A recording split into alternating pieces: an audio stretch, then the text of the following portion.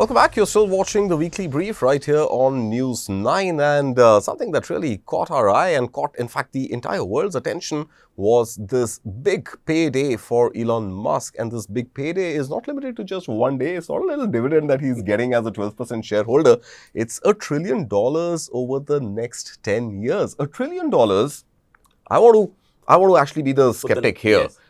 $1 trillion for the CEO of an electric vehicle company whose electric vehicles are not selling in US and not even selling in the European Union. The Cybertruck has bombed. There have been no new launches beyond the Model S and the Model Y. That low-cost, affordable EV dreams are perhaps not even pipe dreams anymore.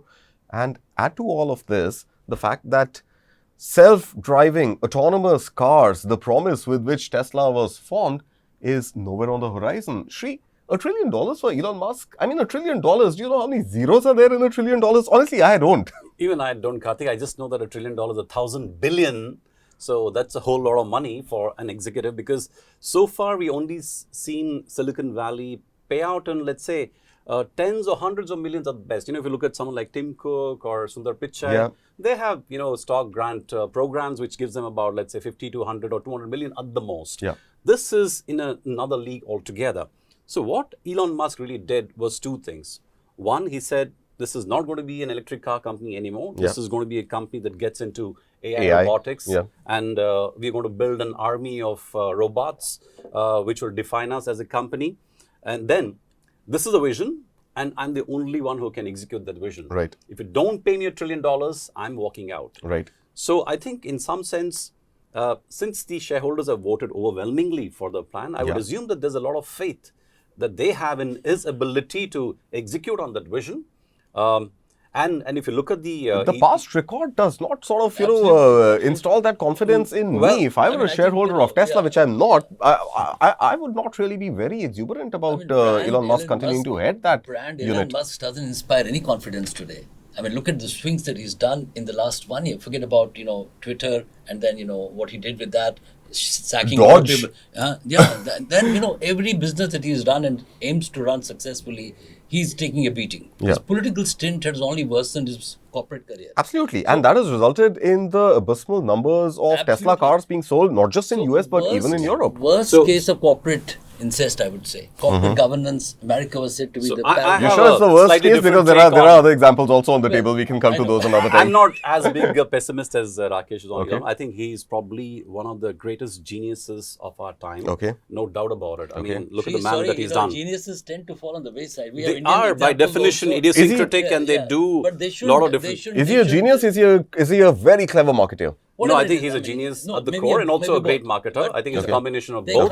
Look at all the industries he's disrupted. Like, he didn't found Tesla, but he took over a dying company and turned it around. That's right. He's done like Neuralink. He was one of the early investors in OpenAI. Then he's done SpaceX. Reusable rockets. Reusable rockets. He's launched Starlinks.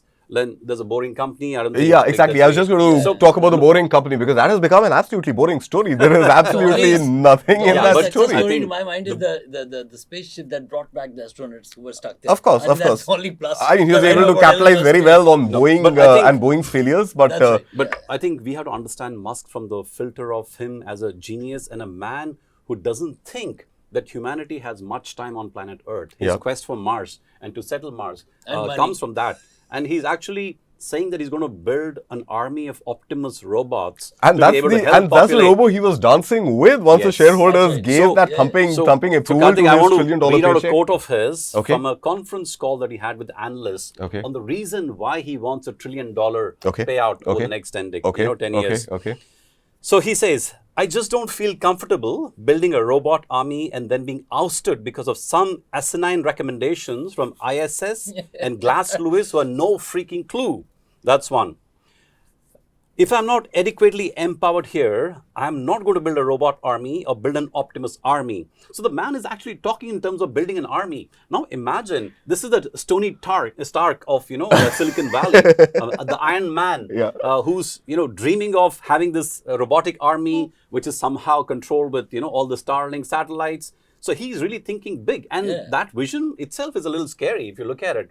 I want to talk about the PE here because, the institutional investors are not in favor of this $1 trillion pay decade for Elon Musk. And penalize him for his political flirtations, which have been extremely difficult. And he has been penalized already. He doesn't carry that chainsaw on, in events anymore. That is the political facade, the corporate facade. His shareholders should tell him that why did you go into that political risk or political suicide? You went into bed with someone who you felt... But then he made a great corporate statement. He said, I need to invest more time in Tesla and hence I'm getting out of Dodge and coming back to Tesla. He also built a company. Let's not downplay that. He's built a company that today, even at this level, all I want to understand but is... But his limited Dodge was to cut down, expenses. Of course, which he did. And sure, I mean, we'll actually have to wait and watch for this lockdown also to see how those numbers stack up, right? What are the savings that the government has done, because data from US is not coming out right now. But limited question and a quick answer, because we are completely out of time, is does he have a product lineup for Tesla?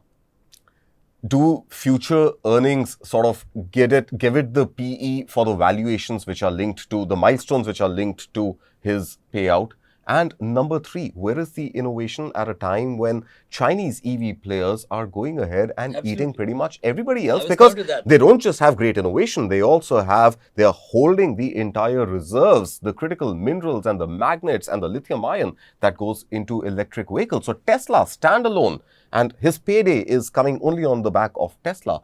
Standalone, does Tesla have the kind of potential it was assumed that it had maybe 5 years back? So performance in China is absolutely dismal, and China in the EV space is the undisputed leader for the next 10 years. They have a decadal view, and I don't think that can be contested by a $1 trillion package. Okay, your view? So I think this $1 trillion pay package, which the shareholders agreed to, is not to build a great EV company. Okay. They are talking about, and Elon Musk is also talking about a company that is, basically building the future of AI. AI robotics, okay? Yes. So I think that's the play. And I'm not sure he's even interested in really building a great EV company anymore. He's looking at a totally different story. He said, this is not going to be another chapter in the life of Tesla. This is going to be a whole new story. So I think he's got an entirely new vision. And he sold it successfully to his shareholders. It's their money, and they have to figure out whether, it's a right bet or wrong bet.